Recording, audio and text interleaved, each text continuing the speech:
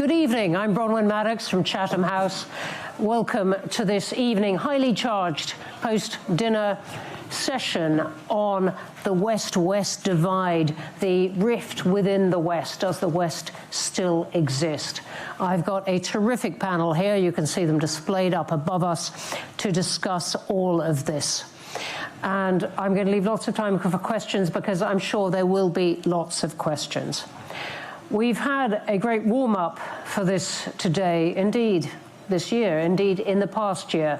This question, which really has been at the heart of this Munich Security Conference, helped by the shadowy elephants lumbering at us out of the screens, encouraging us to discuss the elephant in the room. There's felt as if it is in the room, the question of whether the West still hangs together as a set of countries, a set of interests, a set of values to address the problems of the world.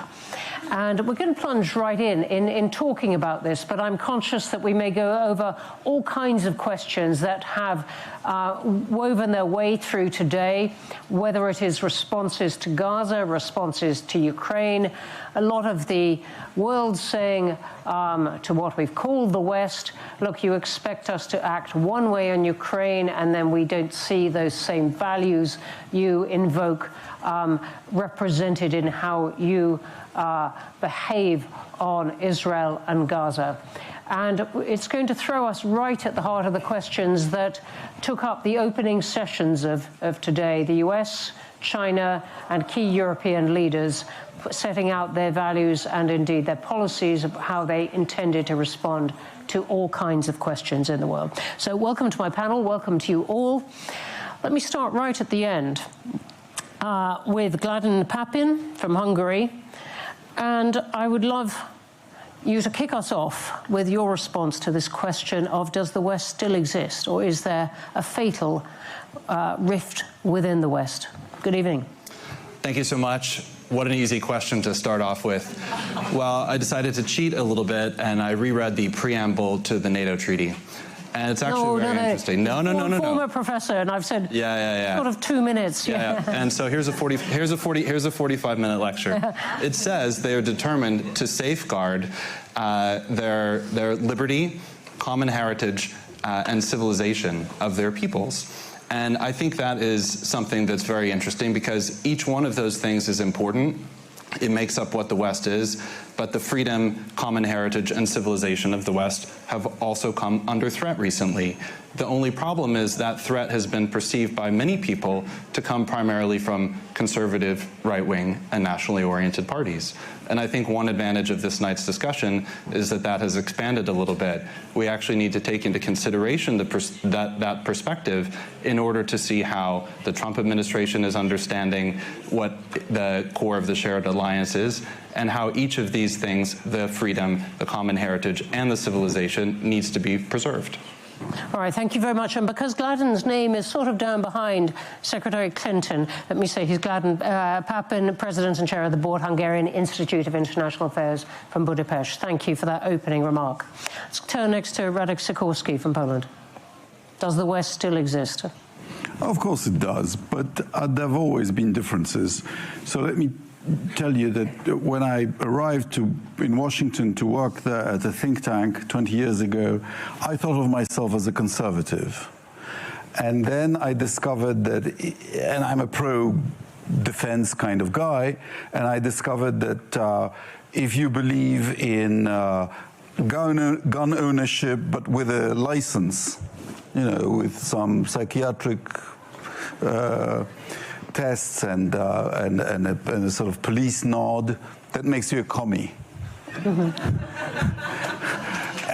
And then I discovered that if you believe in universal health care, that makes you a double commie.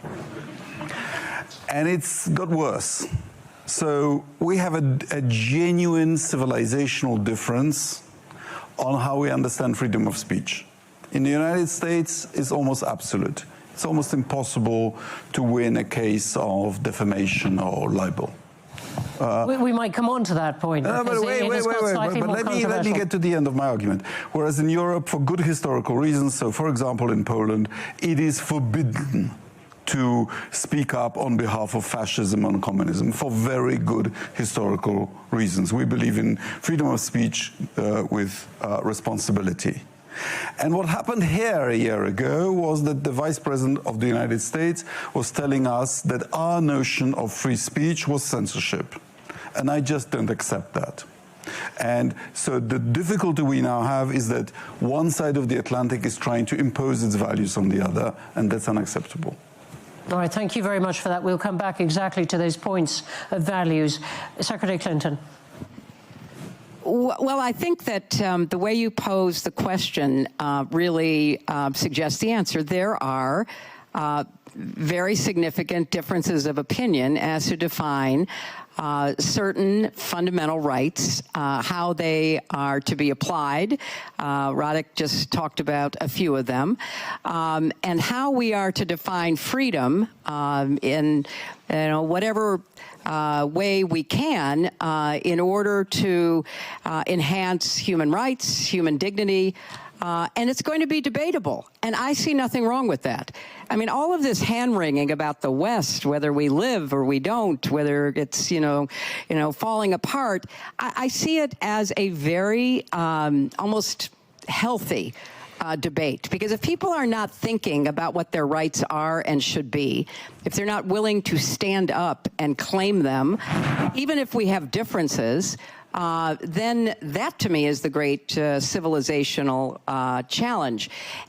I just want to see that debate carried out without intimidation, fear, bullying, and cancellation. I want to see people be able to have a vigorous debate about where we stand on these issues. And I think part of the reason we're having this question is because there's been the rise of a somewhat muscular form of, rightism, not so conservative as much as populist, nationalist, which has posed challenges to a lot of the post-war consensus. And now people have to make decisions at the ballot box in their own communities about how they define, these very clear points about what freedom and values mean to us and how we're going to live together going forward. Because the alternative, which I hope we get to, is, to me, totally unacceptable. Well, we will get to all kinds of things, and I'm getting more points by the minute, but thank you very much for that. Let me come to Petr Macinka, from the Czech Republic, Deputy Prime Minister. Your response to this question? So, does the West still exist? Was the question. So, I think the West is probably no longer the unified civilization, but it's rather a place with a contested territory of values. So, on one hand, we see the concept of West as a civilization of freedom. On the other hand, we see the West as a project of some progressivist globalization. So I see the West divided. On one hand, is the freedom or equality. It's between the conservative points of view and progressivism. And I think these two conceptions are against each other. And I think people should probably learn to listen to each other, because the gap is wider and wider, and this is the gap between what? Yeah, the gap between those two concepts. One is traditional or conservative. The second is more progressive, and one is about some sovereignty, national sovereignty. The second is about supranationality. I see the divided West between conservatism, progressivism, which rejects the traditions and brings us to some artificial concept of social engineering. I'm the conservative politician, so I see some dangers of the progressivist way of thinking. May I interject? Yes, you may, because already we're getting useful disagreement on exactly. It's not true that globalization was a progressivist idea. It was a business idea. It was tinged with racism. You know, we'll do all the clean jobs and we'll export all the dirty jobs to China and elsewhere. And it was an idea about maximizing profits. Radek, one could challenge that and say, look, it was also one that brought in prosperity for much of the much of the world. Let me bring in, just to give everyone a first shot at this, Ivan Krastev from Bulgaria. Yeah. So, can I give an example with an old Soviet joke? So, because in a certain way, does the West exist or not was also very much how you see it from outside. And what is happening now, to be honest, is that we look like this guy who was very much basically pushed in the corner by a gangster and said, "Are you with us or against us?" And the guy said, "For sure I am with you." But they said the wrong answer, "We are them." And I'm saying this because in a certain way, we have to have, not that the West does not exist, we start to have too many of them. And in a certain way, different political actors, we have the Cold War West, which was very much the West as the free vote. It was contested. We have the West as civilization, but then the problem is who is in and who is out. Basically, who belongs to this West as a place. And I'm saying all this because as a result of it, you have a really major division, not simply between the United States and Europe. The division goes in every single country. And as a result of it, I do believe that this is becoming much more difficult and different. But there is a great book being written this year, published by a Greek guy who is teaching in London School of Economics, called "The West: A History of an Idea." And his major argument was that there was one characteristic that stay with the idea of the West when you start from the mid-19th century, when, by the way, the idea came, and this was the pluralistic nature of the West. The West was, in a way, always asking themselves, who are we? And from this point of view, probably we're not in such an unusual situation. It's a slightly painful one, but it's it. All right, so we have two ideas running already. One is that the West represented a block of ideas, the free world, against the Soviet Union, if you like. Ideas particularly based on human rights, on individual liberty, which most countries in the world signed up to, but about half the world really embraced after the Second World War. And then we have a second set of ideas, really, which Peter brought in, about whether this is a battle of ideas, a newer or different battle of ideas between conservatism and liberalism, one in which the US, under its current administration, says we are absolutely a country of values. The challenge thrown down by Marco Rubio this morning, saying we're with you provided you're with us according to these values which we espouse. And I'd like to get back to the panel and just see again, we had a sort of a degree of international conference agreement, first round, if I can put it that way, until we got into the second half of this. I'd just like to hear again from the panel whether you think that the US, under its current administration, is making a new difference, is making a new rift, or whether it's articulating a rift that was always there within the issue of the West. Go on, please. Gladden. After the end of the Cold War, I think what happened is that there were certain commitments of a more progressive nature that were brought into the victorious system.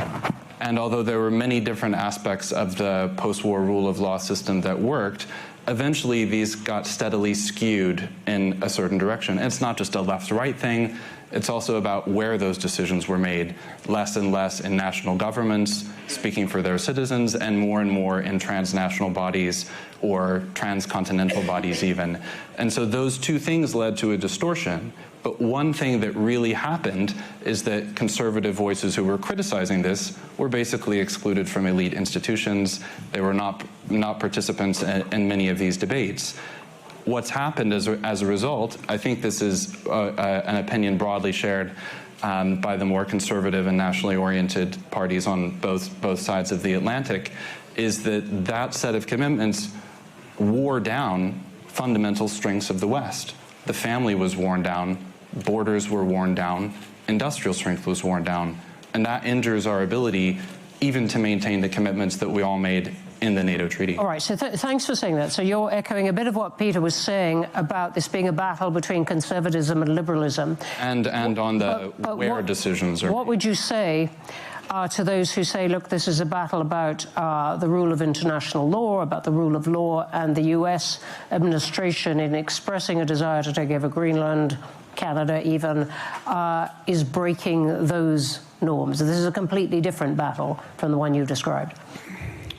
I think that what the U.S. is doing right now is realizing that things went terribly wrong. Catastrophically wrong decisions were made in the 1990s and early 2000s.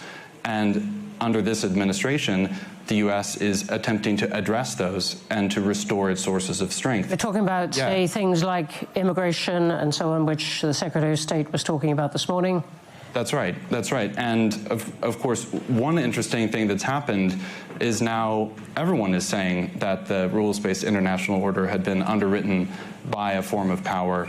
Just because you're interested in making yourself strong doesn't mean that you reject all ideas of international norms and agreements, but we have to recognize that the rules won't enforce themselves. The rules are only enforced when strong countries so are just parties. I'm not trying to boil it down to one example, but to take the most colourful example of the past year in some sense, do you think the US's aspiration, the Donald Trump's aspiration to take over Greenland, is justified?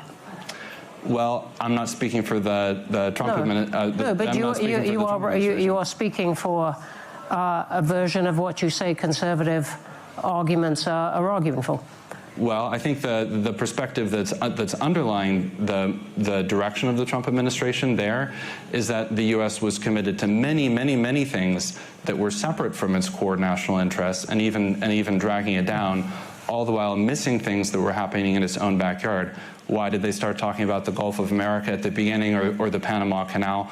And then later Greenland, because bad things were happening right in the neighborhood, right under their nose. And if you can't identify those and restore your strength there, we can have another discussion about what international laws were implicated in each step of these moves and negotiations. That's I think a separate thing, because President Trump moves in unique ways. He does. Can we? Because we don't have. But thank you very much for that, Radek. Your expressions were something beyond that I can summarize. Because I think it's a complete falsehood to claim that mass migration was a left-wing project. It was for decades supported by Republican businessmen who wanted cheap labor from Latin America in the United States. He's right. I agree. Right.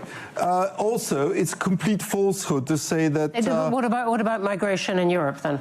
Yeah, same. Wanting economic growth by virtue of migration. We are an EPP government in Poland. We've built a big and beautiful fence on our border with Belarus in 2 years, and it's completely effective. It's not a left-wing or right-wing issue. It's about we agree that we have the right to control who comes in and who doesn't, but it's not inherently a left-wing or right-wing idea. You can have open borders like in Australia and the United States in the 19th century, or you can have welfare state. You can't have both at the same time because you end up with a disaster. Also, it's completely false to say this was a hint about how supposedly the European Union is undemocratic. False. I was a member of the European Parliament. I was democratically elected. It's a completely democratic chamber. The European Commission is nominated by democratically elected governments of Europe. And will you forgive me? What is the point you're making? The point I'm making is that there are other forms of democracy than a national state democracy. We have constructed a democratically governed European Union, and this myth myth that gave us Brexit, that somehow Brussels bureaucrats are imposing directives on member states, is complete nonsense. That's not how the European Union works. We might come on, though, to Ukraine in a moment, because that seems to me where one of the rifts in the West is most tested. But Secretary Clinton. Well, as perhaps one of the few people who has actually been around since the end of the Second World War, let me add my version of history to the revisionism that I hear in not just this conversation, but so many other places. It is, for me, a blessing that freedom was expanded to include, in the United States, for example, the right of black people to be treated at least better than they had been for 400 or so years. It was a culmination of freedom for women to be given their rights much more fully than they had been. It was, I think, a dramatic recognition of human dignity for gay people to be able to be treated without fear and even marry, which to me is creating a family. So, you know, I understand conservative impulses. I understand we are fighting an ideological battle that is as old as time. There are those of us who are more comfortable in a more open, tolerant world. And there are those who have their concerns about it because they worry about the impact on existing institutions like the family, community, and others. So this really, yes, migration has been a huge flashpoint.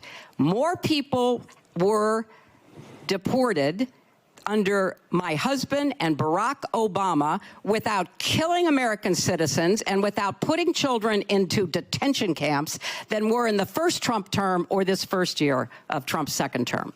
So I think it's important to look at the facts, because very often the ideological impulse to try to protect the status quo or return making America great again in some nostalgic past that existed for white men and capitalist enterprise was not exactly open and welcoming to people who look like me and a lot of other people who are part of our national fabric.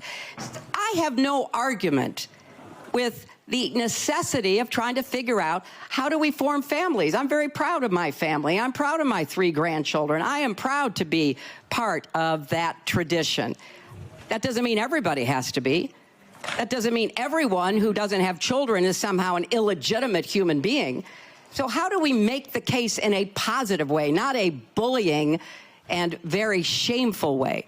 So this debate that's going on is driven by an effort to control people, to control who we are, how we look, who we love. And I think we need to call it for what it is. Secretary Clinton. There is a legitimate reason to have a debate about things like migration. It went too far. It's been disruptive and destabilizing, and it needs to be fixed in a humane way with secure borders that don't torture and kill people, and how we're going to have a strong family structure, because it is at the base of civilization. Secretary Clinton, so thank you for that. And you got. You really mean that? Yes, I do. I do, and you got several rounds of applause there. But I'm really interested in the line that our discussion is having already, which is a battle within the West between conservatism and liberalism. But I don't think we would be having this discussion at all if it weren't for some of the positions the US administration has taken. And let me take one of them, which is Ukraine, which is obviously at the center of the Munich discussions in the past couple of years. And the line that the Trump administration has taken in trying to resolve the Ukraine conflict following Russia's invasion of Ukraine, and its apparent thrust to accept Russia's territorial encroachment on Ukraine. And to you, I absolutely, you know, I understand, and we've had various versions of it already, your characterization of a clash between conservative and liberal values being, you know, at the heart of what's going on in the West. But in this particular one, a security issue, one that involves international law, whether countries still respect those international laws laid down after the Second World War, do you think that that brings a new rift within the West? Ukraine, the US's position. You're talking to me? Yes, I am. I think that the Trump administration's position toward Ukraine is disgraceful. I think the effort to force Ukraine into a surrender deal with Putin is shameful. I think the effort that Putin and Trump are making to profit off the misery and death of the Ukrainian people is a historic error and corrupt to the nth degree. And so I believe Ukraine is fighting for our democracy and our values of freedom and civilization on the front lines, losing thousands of people and having their country destroyed by one man's mania to control them. And I think Trump either doesn't understand or could care less about that suffering. So that's what I think. And so do you think he has destroyed the West, to go to our title? He has betrayed the West. He's betrayed human values. He's betrayed the NATO Charter, the Atlantic Charter, the Universal Declaration of Human Rights. A lot of what has been done before to try to make sense of how difficult it is to restrain people who want unaccountable power. And none of us in this room, including all of us on this panel, would choose to live under a regime that was so unaccountable that it could act with impunity the way that Putin does, except that's who Trump is modeling himself I don't think after. we would be having this debate under that kind of regime, for sure. We will come back, I suspect, to the conservatism and liberalism clash within the West, but thank you for that. Peter, do you agree that the Trump administration's actions on Ukraine have produced a rift in the West? Well, first, I think you really don't like him.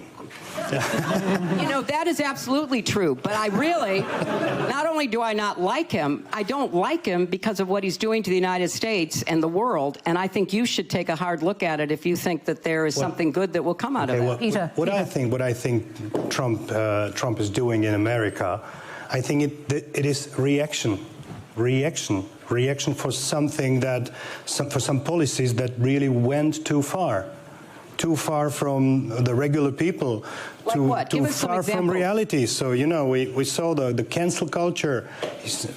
We saw the woke revolution. I don't agree with the gender revolution, the climate alarmism. Which gender? Women having their rights? No, let Peter go on. I think there are two genders. So, but some of us think that there is more than one or more than two gender. I think there is male and female, and the rest probably is a social construct. So this is something that went too far. But does that justify selling out the people of Ukraine who are on the front lines dying to save their freedom and their two genders, if that's what you're worried about? Can I please finish my points? I'm sorry that it makes you nervous. I'm really sorry for that. It makes me nervous. It makes me but seriously, can we let Peter finish, please?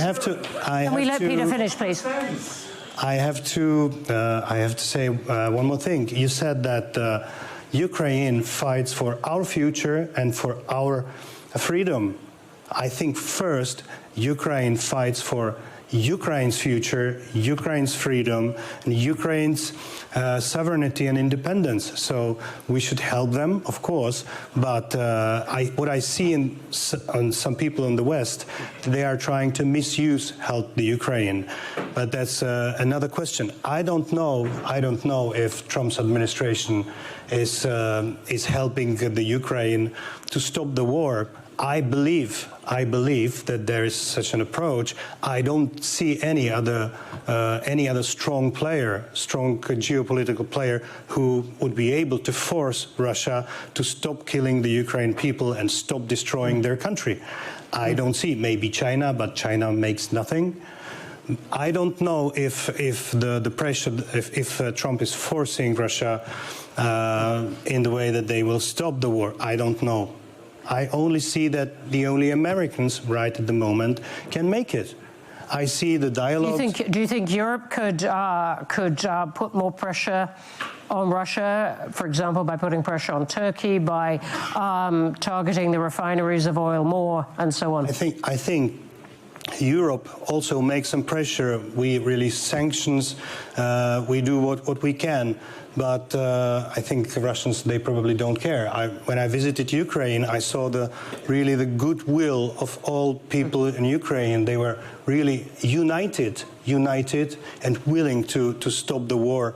But they keep fighting. There seem to be. They also made some steps that probably a year ago no one from them would allow to say or even suggest. Now they are ready to make some steps back. Now it's ball on the Russian side, but I don't see any goodwill on their side. So indeed, we probably are agreed on that point. Peter, will you forgive me? I want to come on to Ivan, who's been writing and looking at this for a long time, from Sofia and other places. Now, listen, there are two conversations, and I want to make 2 points. One is, if we really believe that it's about conservative versus liberal, then conservatism is very much about sovereignty and the national community. The way the American administration now defines the freedom of speech is basically the right of the American technological companies. If you're conservative and if you're a nationalist, you're not going to allow this. And there is a major clash of values. Listen, probably the business interest of some of the company is to address people with artificial intelligence. If you're basically going part of the community, are you going to allow this? And I'm saying this because this is part of the tensions that now we have between Europe and the United States. It is easy to be a nationalist. The problem is that the moment you start to be highly nationalistic, you are triggering the nationalism of others. And this was, by the way, very clearly seen when some of the far-right parties in Europe very strongly opposed President Trump on Greenland, because for them, land is not real estate. And I'm saying this because in this conservative position, there is a major contradiction. And the second problem, which I found really important on this, is I believe in the intentions of the American president to try to stop killing. This is noble. There are more than 1.5 million people being killed or wounded. The problem is that you cannot solve this totally bracketing the question, is there a moral responsibility? Are they equally important? I remember during there was this famous anecdote when the Versailles Treaty was signed. One of the members of the German delegation went to the French Prime Minister and said, Mr. Prime Minister, in 100 years, probably people are going to have a different view of who is responsible for this war. And then the French Prime Minister said, for sure, but nobody is going to claim that it was Belgium that invaded Germany. And I'm saying this because, in my view, it's very important what we define as peace. And this is not only about security guarantees. You cannot have peace if you're destroying the moral integrity of a nation. Okay, so Ivan, thank you very much. And you also brought us into one of the other points of disagreement between the US and Europe, which is over the definition of freedom of speech, or the understanding of that. I realize we have this odd role in this late-night panel of exploring disagreement rather than trying to get rid of it, which is the purpose of most of the conference. I want to throw then one other controversial topic in, which is Gaza and the reactions to that. And I would like people's views of whether that represents a profound difference in values within the West, or is not, is a matter of history, of a matter of smaller relationships than that. But because many countries outside any definition of the West see this as an example of Western hypocrisy, of claiming to uphold certain values and then not holding Israel to task for those. I would like people's views. Radek, I'm going to start with you. All right, I'll come to Gaza, but let me just say that we need to stick to the proper definition of conservatism. Edmund Burke was a conservative. Winston Churchill was a conservative. Sir Roger Scruton was a friend of mine. He was a conservative. Maggie Thatcher was a conservative. I wrote for Bill Buckley's National Review. He was a conservative. And I don't think any of these people would approve of what's going on now. I can sympathize with what you're saying, and yet I would find it surprising if any conservative thought there was a single definition of conservatism. By its very nature. On Gaza, But we are late at night, but we're still not going to go too much into the philosophy of conservatism. But I take your point. Gaza. I personally believe that the Middle East should be run by the United States as impartially and as successfully as hitherto. Irony is a really difficult thing to risk late at night on anything that is broadcast. I have to come back on to the earlier question first. Go on.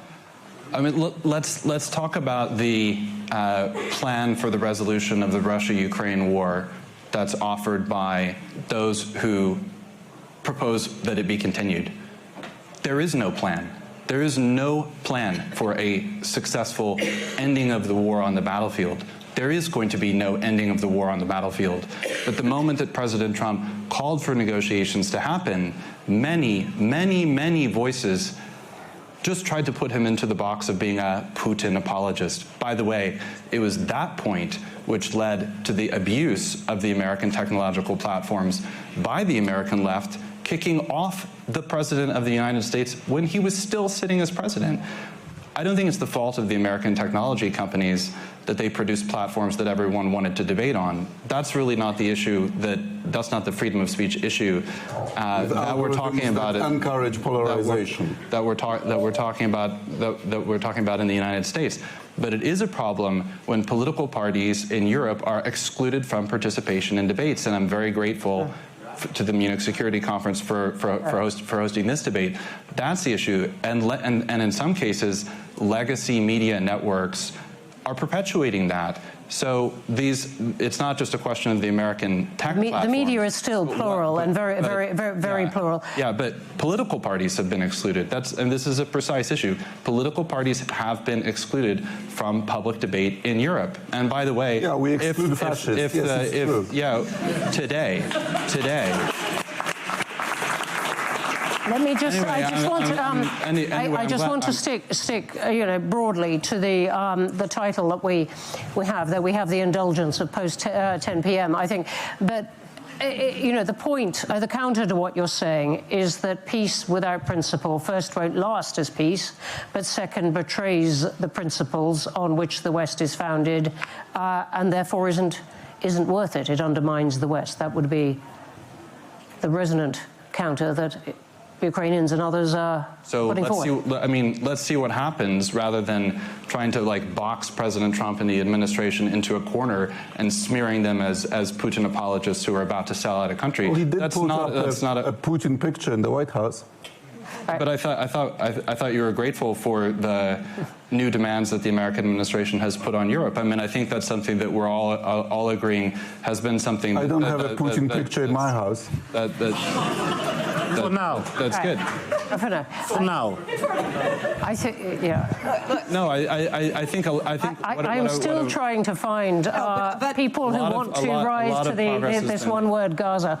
No, which is an unusual experience for me. I think Ukraine is at the heart of what the West division is, and I think that's why both Radek and Gladden went back to it, because first of all, the Ukraine war started after Trump left, so anything he said on social media that got him kicked off for a while had nothing to do with Ukraine.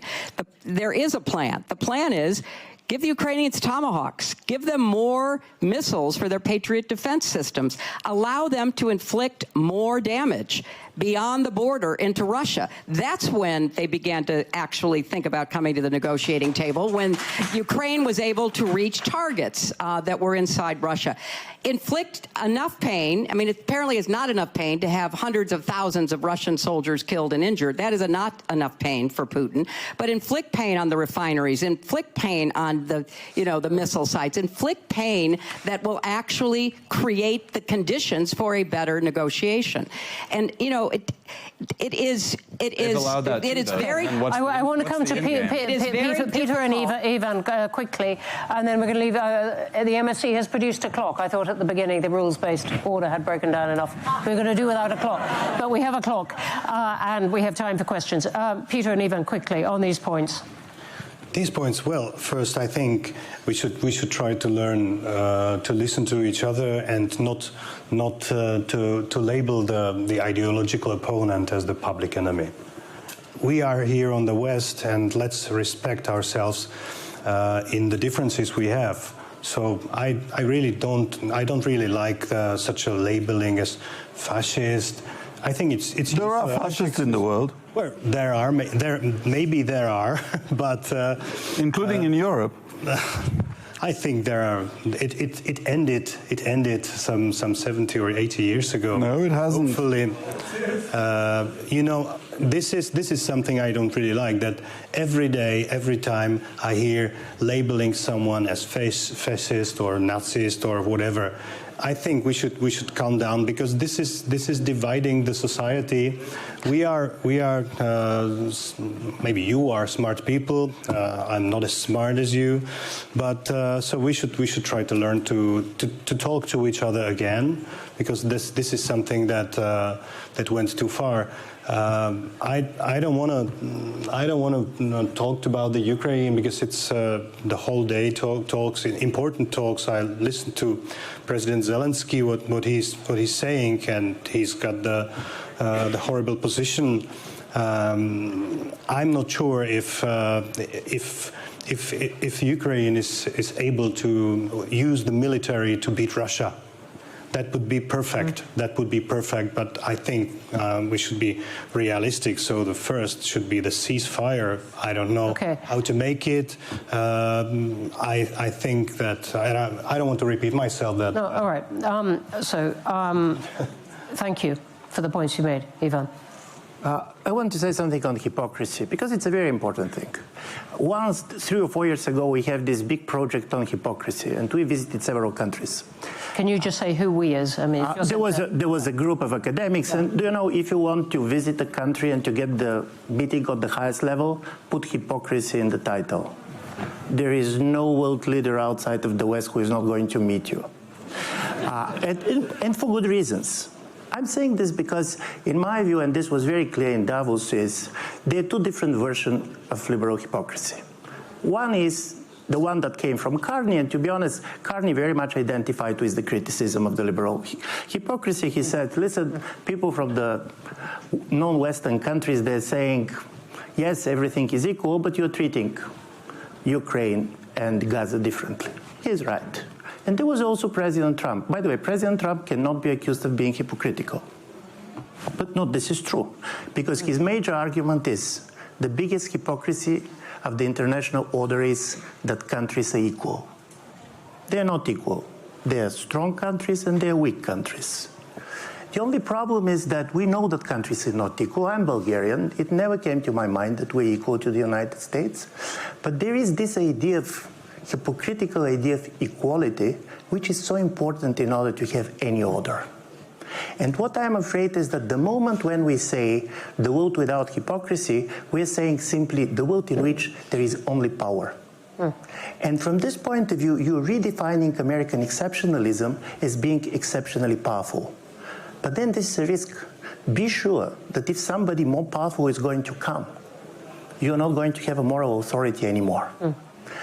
Because in the world in which everything is about power, where is the reasons for the small countries to distinguish between United States and China? Where is to distinguish between this and that? Yeah. And in my view, this is the problem of hypocrisy. There is one thing that could be even worse than liberal hypocrisy, and there is the world with no hypocrisy at all. Ivan, thank you very much. And you took us to some of the central points there. And there's been a huge debate, as everyone here will know, about whether Mark Carney was right in his resonance speech at Davos to say that Western countries had been hypocritical. Okay, let's go to questions. I'm going to take a whole batch of them and then use them as provocations for the panel to respond. Right, so let me take several. We'll start here and then there.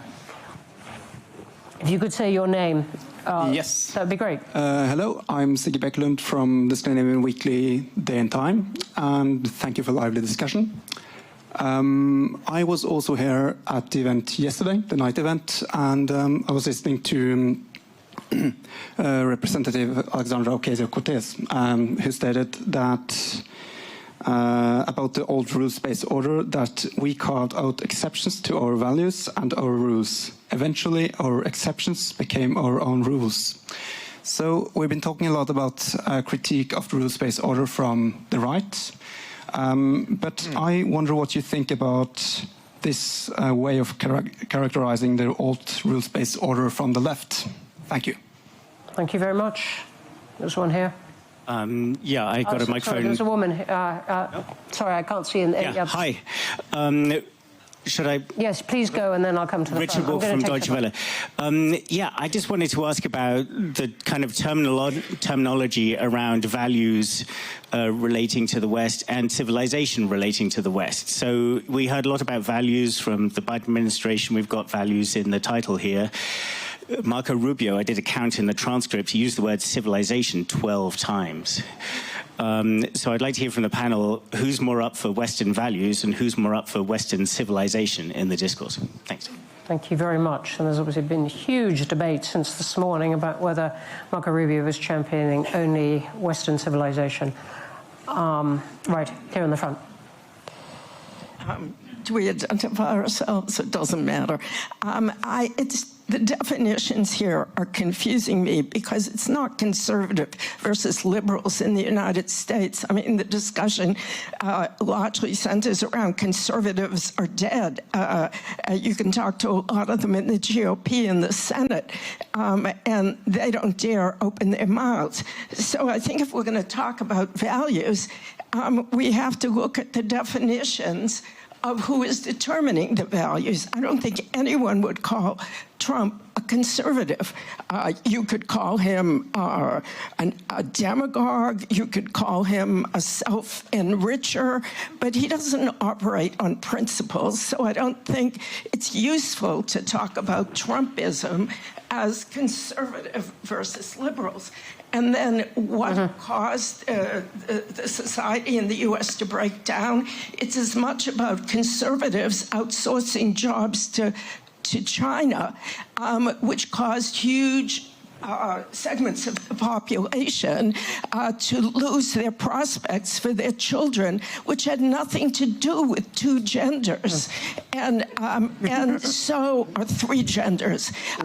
You don't have to like that, you can anyway. So I think we're sort of arguing around the bush because there are false divisions being proposed here. And what we have is demagoguery and populism up against a lot of confusions within the Democratic Party, liberals, progressives, within the GOP, frightened, scared conservatives who don't espouse conservatism because they would be attacked by the populists in the White House. So I think it's a mistake to argue as if there's a simple separation here, or it all has to do with three genders. Thank you very much indeed. We have one on the back and we have one over here. And then, sorry, one right here, he was the most persistent and got himself in a spotlight. I have a question to Secretary Clinton. It was 15 years ago that you ratificated here at the Security Conference together with Sergei Lavrov the New START treaty, and I wanted to know whether you sometimes get nostalgic about those times when you think back. And then maybe a more concrete question looking forward, do you think that there is any room for nuclear proliferation when the war in Ukraine is still ongoing? Thank you very much for those, and here in the front. In the front? Yeah, in the front, yeah. I have a question, Łukasz Pawłowski, Polish MFA. I have a question about the yeah, thank you very very much, Minister. It's about equality. Yes. Sorry, I can't see. So let me tell you about the successes of Poland.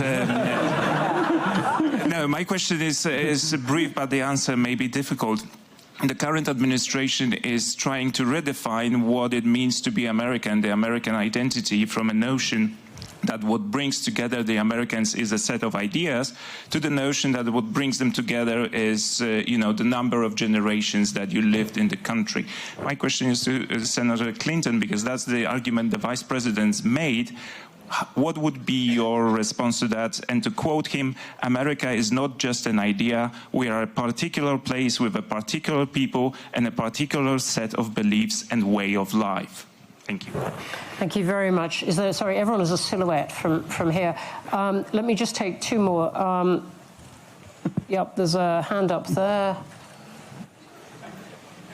Is there somebody from the Polish foreign ministry? Yeah. And then there's someone in the back.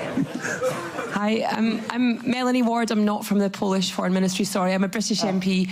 I wonder what the panel makes of the fact that President Trump's administration is spending $200 million supporting far-right and MAGA-friendly think tanks in Europe. Is that democratic? Thank you very much. And over here. And then I'm going to briefly sum up.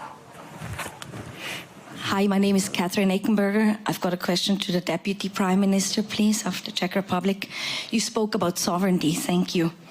What does respect for sovereignty require between democratic European states? In a long-standing dispute between friendly democracies, is reliance on courts and us? Or is there also a responsibility to seek political dialogue and reconciliation, please?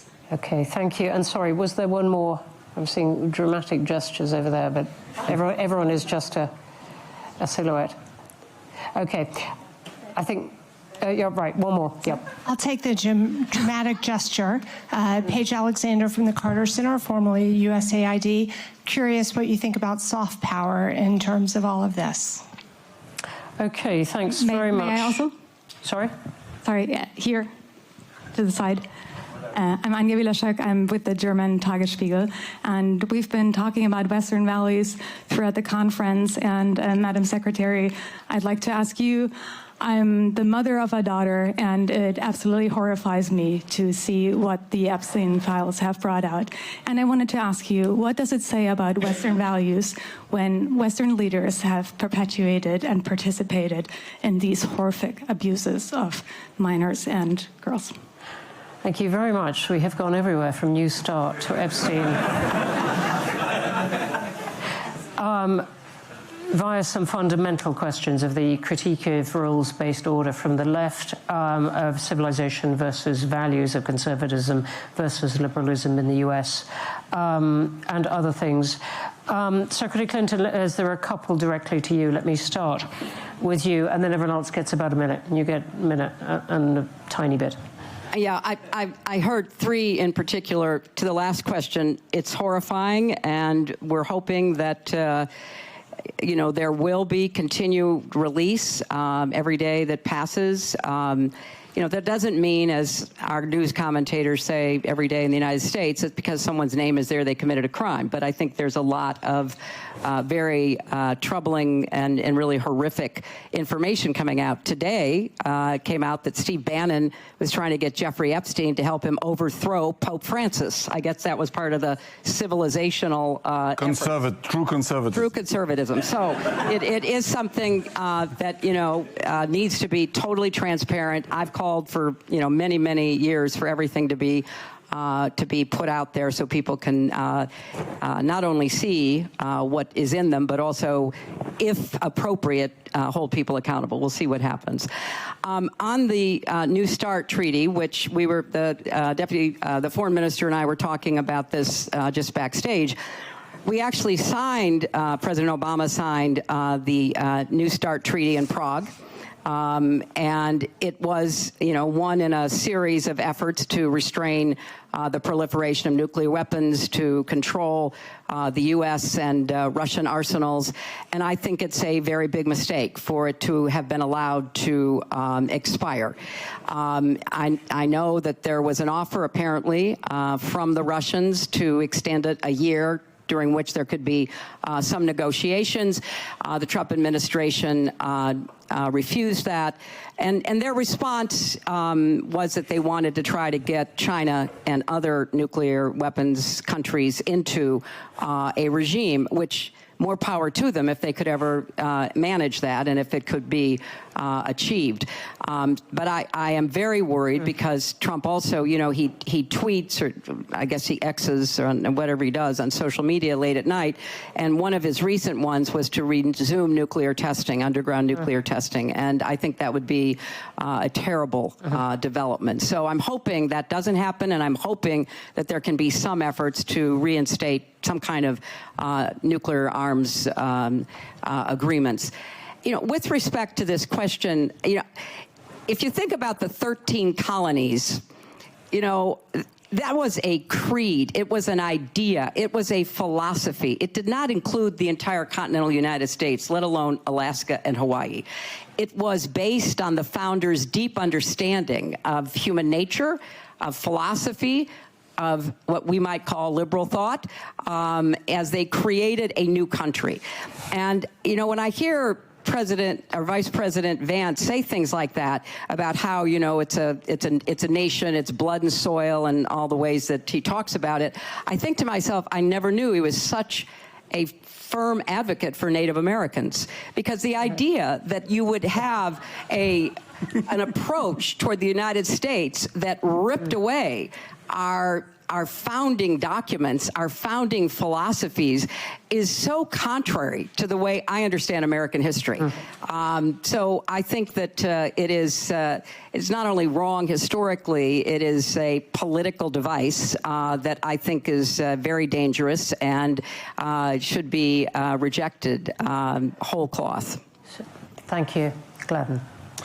I'm a citizen of the Osage Tribal Nation, a Native American tribe in Oklahoma. I voted for President Trump and Vice President Vance, as did the majority of our tribe. So I can only speak for myself and us, but at any rate, I think he has not used the phrase blood and soil, and this is not an accurate characterization of the thought that's going on in the administration. There's one thing on the panel I can agree with, however, and this is your point, that conservatism has changed. Absolutely. In the 1990s and 2000s, there was basically a conspiracy of the center-left and the center-right, both to sell out the country.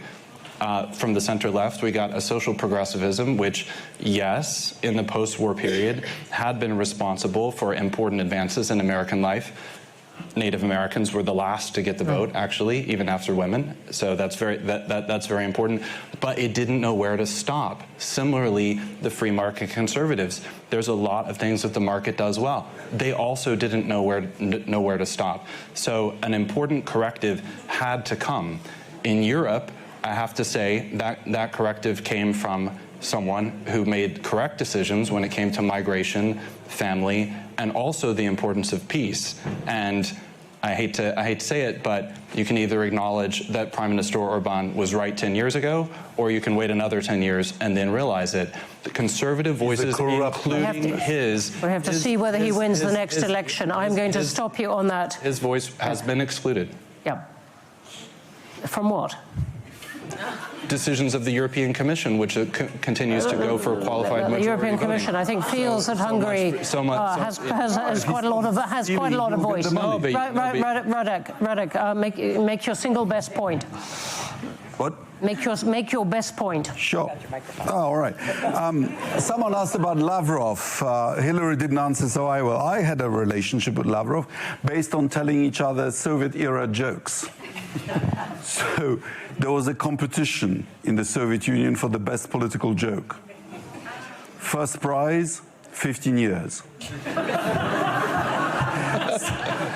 Someone asked here about MAGA think tanks. My take on this is the following. So So until recently, we had an unspoken agreement not to interfere in allied countries' party political rivalries, right? Now, President Trump received our populist candidate for the president between the first and the second round of our presidential election. So, so in the old days, we didn't interfere, but we did interfere on behalf of democracy in the politics of autocracies. And now it's the other way around. And actually, Prime Minister Orban has created a program. What's the point you're making with that? That it's fair now, or? No, I'm saying it's completely outrageous. Right. And in Poland, for example, it's irrational because in Poland was for decades the most pro-American country in Europe. And the United States had a wonderful situation in which the government and the opposition, either way, was competing who would be more pro-American. Once you start choosing sides, a different dynamic will start. It does. But almost out of time. We're all facing the same problem. On civilization. No, Radek, I'm so sorry because you will be eloquent on this. I have an important point on the Western civilization. No, well, we do because they will cut the live feed. All right, you have 1 minute on civilization, but we do actually have to let people go, and I want Peter and Ivan to have a word. We're running out of the time. Censorship. Censorship. No, rules-based order to which we have all subscribed. Peter. I see that the fundamental divide of the West is not between the West and the rest of the world, but within the West itself. As I'm listening to this, I think there was some question about, or where was it, about the national sovereignty. Do I remember that well? But so there was, yes. So I think that the national sovereignty and the sovereign nation state is the only platform that can guarantee the democracy, because this is the only possible way how to have the cultural continuity and how to bring the power into some limited intentions. If we are not sovereign country, if we are lost in some multilateral organizations, then there is a risk. The EU is a democracy. Well, EU is consisted by democratic national and a democratically elected parliament. Democratic elected parliament without any legislative initiative. So this is the only parliament in the world that don't have the initiative to bring the law, to bring the legislation. Yeah, because the legislation is brought forward by the Council and the Commission. Yes, but tell me, what is the connection between the voter and the Commission? Do I have? Is there any voter from the Czech Republic who has some influence on who will be the Polish commissioner? I think there is no connection. Commissioners are appointed by democratically elected parliament, the governments. But these commissioners are. That's why they love QMB. They probably don't veto to each other, so they have. Everyone has some portfolio, and like any other government. Yeah, it is like a government, but even the national government is based on elections and some majority. As is the Commission. I don't think it is in the same. In your country, ministers are not directly elected; they are selected by Parliament or by the Prime Minister. In my country, there is a majority in Parliament that gives and a majority in the European Parliament too. Well, which appoints the Commission, as you know. But my position is closer to the voter than the position of Euro Commissioner. Of course, it's a continental system. It is, and I don't say it is an undemocratic system. Good. I don't say that. Right. I don't say that. I just say that the democracy. That's the reason why we have to have the national sovereign states. That's it. Ivan. Yeah, just 2 points. One is, and this is a really interesting question about the civilizational story, because in the European tradition, civilization was not in plural. European civilization was created as a universal, with everything good and bad that goes with this, colonialism too. The problem is how you're redefining this If we are going to believe that the clashes between different civilizations and so on, exactly how we are going to define it, and how we are going to define it now when, listen, part of our civilizations are nation states that speak very different languages. So this is not India, this is not China, this is not the United States. Secondly, all this history, as I'm always saying, this European Union, probably we have common dreams. Our nightmares are totally national. And you can see in the moment of crisis how much this is. The moment when somebody tried to define European civilization as something that has been always existing, this cannot work. And by the way, you know what Gandhi, when he was asked what he thinks about European civilization, his answer? This is a good idea. No, and I do believe this is critically important. This is a real question. And my last point is, listen, we're talking about things, what Trump said or what anybody said. We're in a moment in which suddenly people start to believe that individual immortality is an option. The mortality of the nations, if you're Bulgarian, can I be sure that in 100 years anybody is going to speak Bulgarian anymore? We're talking about the replacement of migrants. AI is going to replace more people than migrants, believe me. This is the other great replacement. We are going to redefine everything. We are going to redefine what is a nation, what is a civilization, what is the West. And it's normally been like this in different periods of time. And just to Simon on something much more positive, if President Trump was really insisting on the civilizational approach, the only country in Europe he should not have deprived of Greenland is Denmark. They have been as tough on migration as Mr. Orban. They are as social cohesion as you can imagine. They're economically very competitive. They are not the most ethnically diverse place. So if this is the case, at least we agree that Greenland can be left for them.